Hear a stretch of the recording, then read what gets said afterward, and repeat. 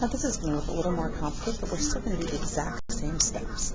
So I'm going to start by factoring out any value that is not a positive 1 as a leading coefficient. Let's add 8 to the opposite side. Y plus 8 equals, and now I'm going to factor that out. 1/2 times 1 is 1/2 x squared. How do I figure out what value goes here? So I'm going to ask myself, what value can I multiply by 1/2, which is the same as dividing by 2? What value, when you divide by 2, gives you 7? 14. 14 divided by 2, or 14 times 1/2, is 7, and we're going to drop down the positive sign.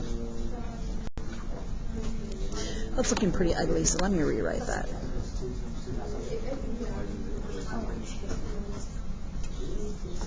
Alright, so next up I'm going to focus in on just this trinomial, and I'm going to take whatever the b value is, just like our previous 2 examples that you watched, and I'm always going to divide it by 2 and square.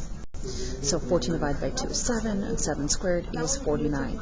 Now, I did not just add 49 to the right, I had half of 49, right? I had half of 49. So on the left-hand side, I'm going to add 49 over 2. 49 over 2.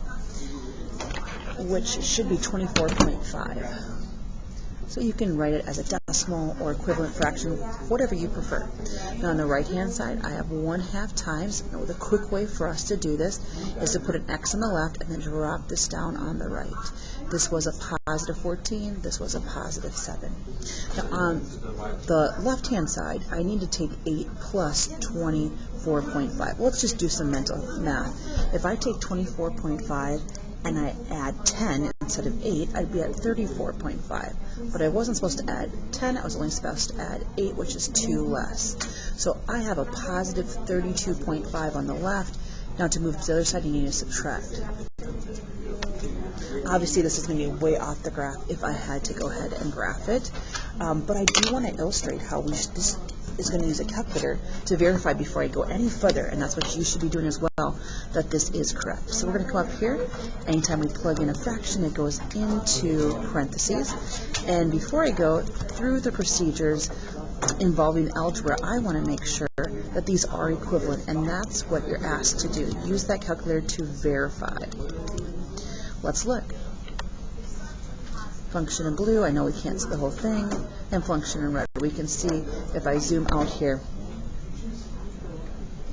There's the first, and there's the second. It's looking good. All right, let's go ahead and let's adjust and go all the way out here just so I can see a little bit better. Okay, so these are equivalent. What's the next thing we're going to do?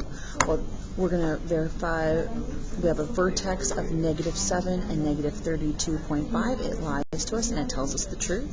We have a y-intercept of 0, -8. Common mistake is people want to write -8, 0. No, that would represent the x-intercept, and that would be incorrect.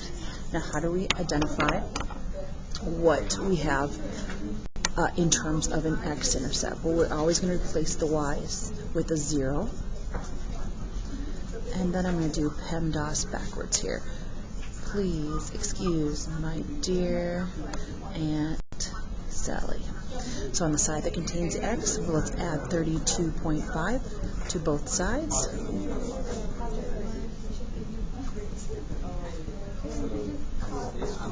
Okay, good.